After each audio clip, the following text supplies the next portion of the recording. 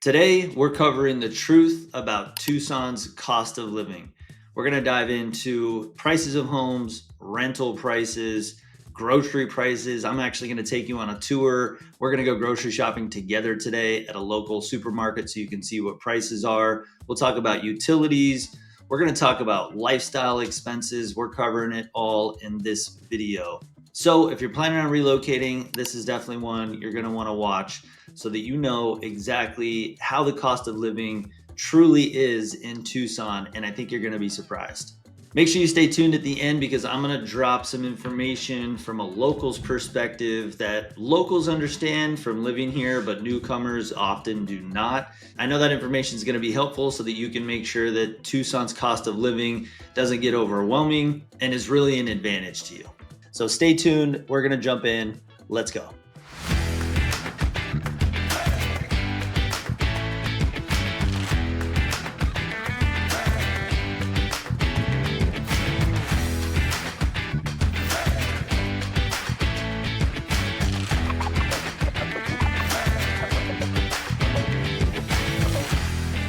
Hey, I'm Rich, and my family has lived in Tucson for over 150 years. If you want to know everything about lifestyle, real estate, and new builds in Tucson and the greater Tucson areas, make sure you hit that subscribe button to stay tuned in and tap the bell so that you don't miss a thing. Now, for those of you that don't know, I've worked professionally for over 15 years as both a real estate appraiser and a real estate agent. And in that time, I've helped a couple thousand people like you buy or sell a home. So if you're looking to get connected to a local professional, if you're considering relocating here, whether it's today or maybe sometime in the future, then make sure we get connected. Grab my contact information out of the description below. I'll put it on screen here so that you have easy access. You can call, text, email, schedule even a free Zoom consult so that we can meet face to face. Now, let's get real for a second. And I think those of you who have already relocated to Tucson or maybe been here for the last 5 or 10 years, you're going to get this, but let's get real. Tucson used to be cheap, and that is not the case anymore. Now, we're going to dive into this more, but certainly Tucson is following the trend I think most people are feeling nationwide, which is things are getting more expensive. Like, a dozen eggs, gas at the gas station, things on Amazon, every single thing is getting more expensive. Don't even get me started on real estate. We're going to talk about that. But let's dive into some of the specific numbers if we were to take over the last decade and start talking through just some of the changes in pricing that we have definitely taken notice of. So back in 2015, the median home price, at least here in Tucson, was about $175,000. Now, compare that to right before COVID, it was about $235,000 in 2020. And now, as of 2025, median home prices are sitting between $385,000 and about $400,000. Now, for those of you that aren't math majors, I broke it all down for you. That is a 70% increase over the last decade. 70%. That is substantial. And as far as rents, a basic 3-bedroom home here in Tucson now rents for about $1,600 to about $2,000 a month. And apartments are often $1,200 to $1,400 for a 1-bedroom or 2-bedroom. And that does not include anything around the University of Arizona. If you are a student or you're a parent and you're maybe considering a student that's going to be attending the University of Arizona, there has been a huge boom in luxury apartments being built for students. And those prices are like astronomical. They usually start somewhere around $2,000 for a 1-bedroom, and they go as high as $3,000, $3,500 per room. So why the jump? Well, number one, COVID era demand. We, post-COVID, I think nationally, but certainly in Tucson, have experienced just a new level of demand in many different areas, not just real estate. Second to that, specific to Tucson, we get a lot of remote workers now from Washington, California, Colorado, and these folks are keeping their jobs elsewhere, working remote, taking advantage of what used to be a much much more significantly lower cost of living. And so they're located here, working virtually for a company elsewhere. Since COVID, we started in our real estate market really experiencing this shortage of inventory. And that pivotal moment was, middle of 2020 when that big demand surge hit. There was a ton of movement all over the country, and Tucson was identified as a place that a lot of people were strongly considering because of the remote work potential and the extreme affordability back then. Another important factor was out-of-state investor activity. Post-COVID, I think that really shined a spotlight on the Tucson real estate market. There was a ton of influx in demand coming in, as we've talked about, with people relocating for jobs or taking advantage of being able to work virtually from Tucson. And because of that, investors, big national investor companies that were paying attention, were able to kind of see that increased demand and started also adding a little bit more demand into the market by competing with owner occupants. And now they were coming in looking for investment tenant occupied property. Now, with anything, as demand increases, so do costs. So we've certainly seen our fair share of labor and material costs increases. I know for sure, going through building the house that I'm in right now in 2020, we saw just our lumber package when we were building it.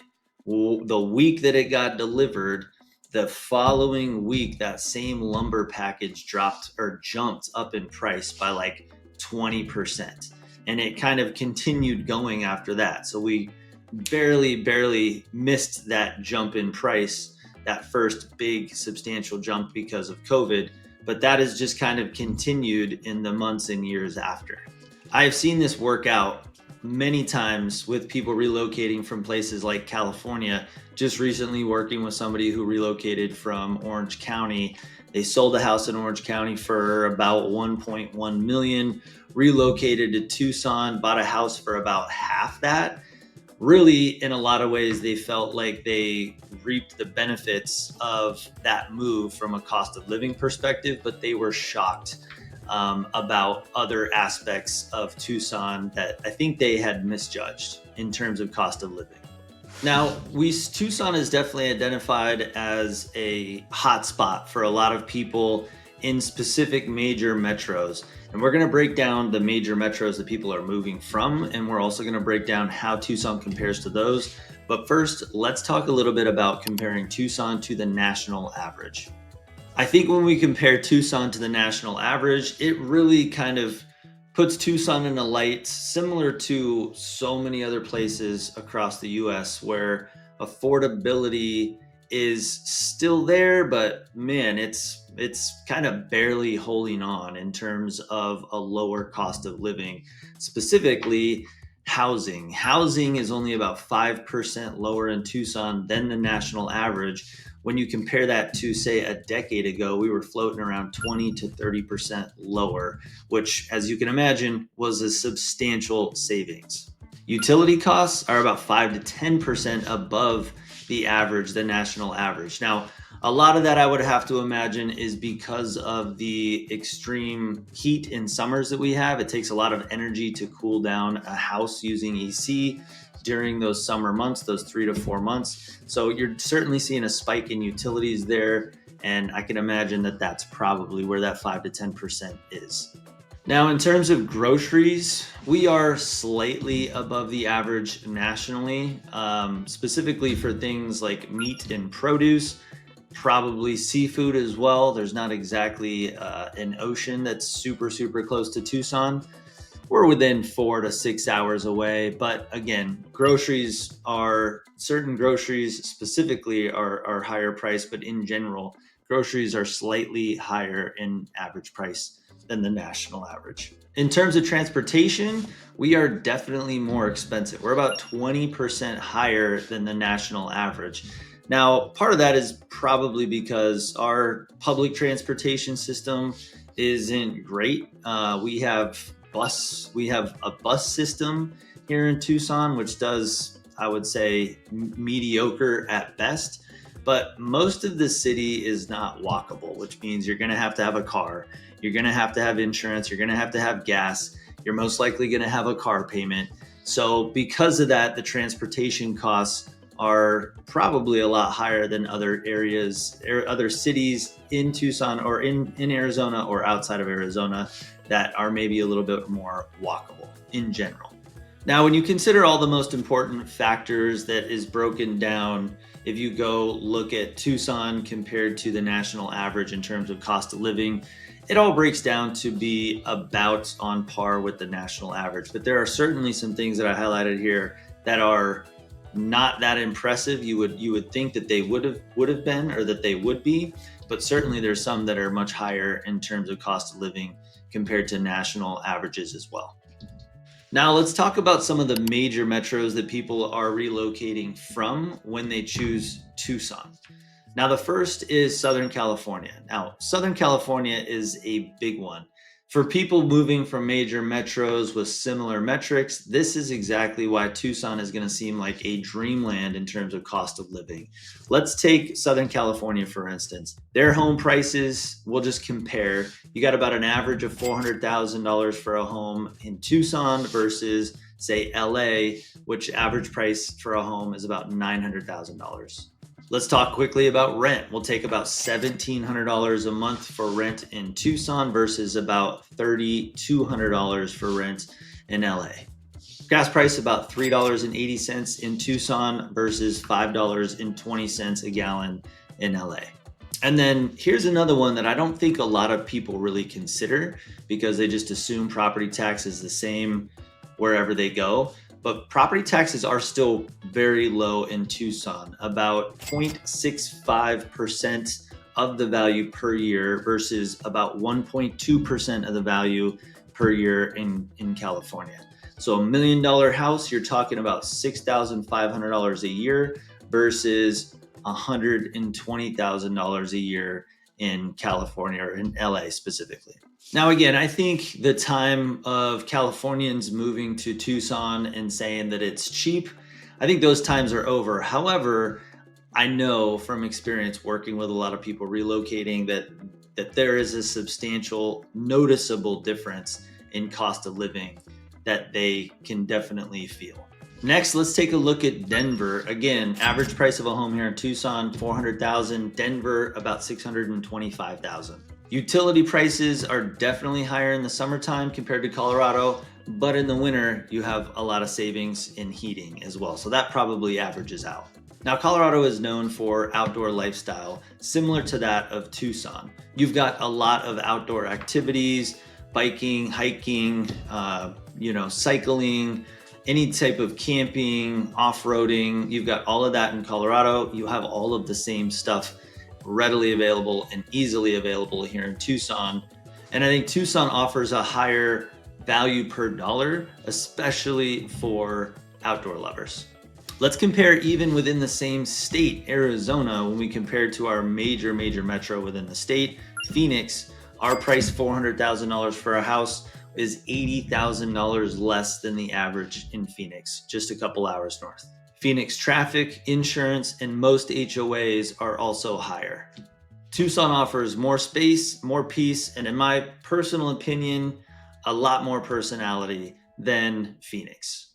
Now, being a local and having so many of my friends and family in Tucson as well, I know for sure that locals are feeling the squeeze. Statistically, over 50% of Tucson renters are feeling the cost burden. Now, for those of you that own property, yes, property tax is really still affordable. However, things like groceries, insurance, and utilities are increasing.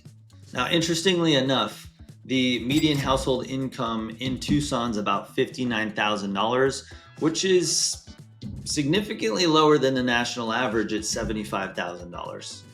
Because Tucson is a destination for a lot of empty nesters, retirees, they're working on a fixed income, and with the increase of grocery expenses, insurance, utilities, all of that increasing, I know for sure that can add an extra burden to folks like that who are on a fixed income.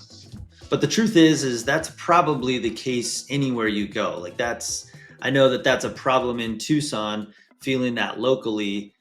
But also, I guess if we expand that out, that's a problem that is really nationwide, and so not necessarily specific to Tucson, but certainly something cost of living wise needs to be taken account. Now, I know from experience, families with 2 or more vehicles, that is definitely something where you're feeling the increase in cost.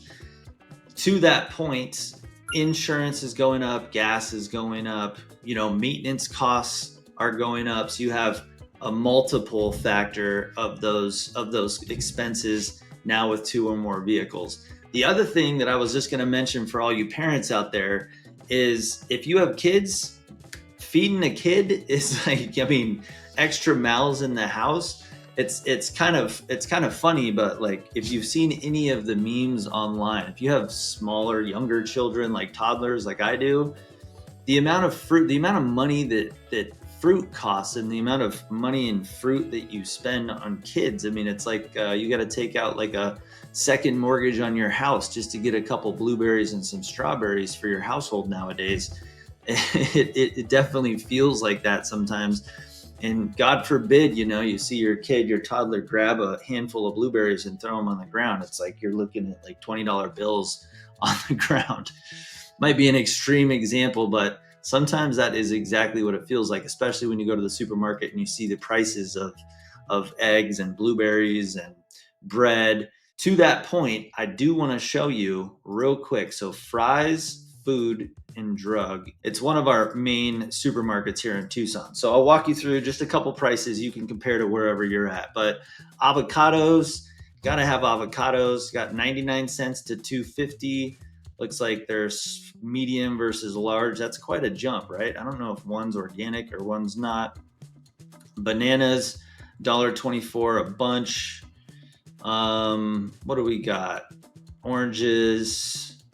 Let's see, a bag of potatoes, 300 or 350, 300, right? Here you go. Look at blueberries for $7 almost. Blackberries, $3. Strawberries, $5. Grapes, $6. Mangoes. Yeah, and most of this stuff I don't think is organic, at least not on this section. But, if you were to take a look at even like a carton of eggs, let's see. Let's see if we can find a carton of eggs here. Maybe some bread. Here we go. So we got 80/20 ground beef, $5. California Gold Miner sourdough, $4. We got chuck roast, $16, $4.79 for some Oreos. We got natural cage chicken breasts, $8.73. Watermelon, $3. We gotta find some eggs. Thomas Plain bagels for $4.50. Let's see how much eggs are. Let's take a look. So we've got Simple Truth natural cage free for $6. This looks like it's an 18 pack. It is. We've got Vital Proteins or Vital Farms here. $11 for a dozen. Nope, $11 for 18 eggs. About $8 for a dozen. What else? Milk. Milk is always a popular one. Whole milk, $2.69. If you're going organic, you're talking $4.70 for a half gallon. That jumped to organic, right? What else? What else is another thing that people? Orange juice. Take a look at orange juice and then we'll move on. Orange juice is $4.79, or dang, Simply Orange, $8. That's the high quality stuff. Some Tropicana's $8.50. I'm really curious how this compares. I mean, again, I'm a native local Tucsonan my whole life, and so the perspective that I have is from living here. And if you're in another major metro or another area of the country and you're considering moving, I'm curious what the difference is in terms of the pricing. Is this grocery list looking on par? Is it more expensive? Is it less expensive? Drop it in the comments and let me know. I'm very curious to get that perspective. All right, so when you're considering Tucson, what are you actually getting for your money?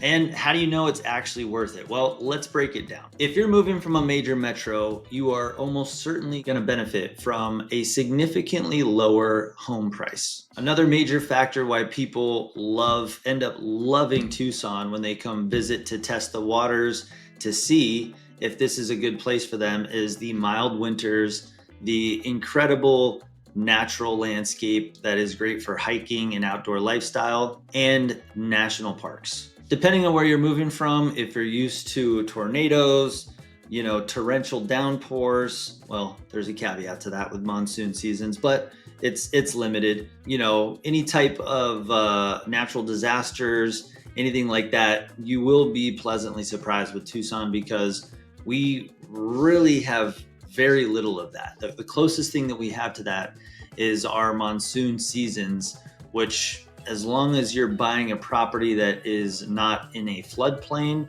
you're probably going to be fine. So, and the reason, the way that you can do that is by hiring the right agent. And you can grab my contact information if you need the right agent. So because we skip all of the natural disaster stuff, property maintenance tends to be super, super low. Not to mention, we just don't have a whole lot of humidity. Moisture is one of the biggest enemies to building components and maintenance, which we don't have a whole lot of most of the year.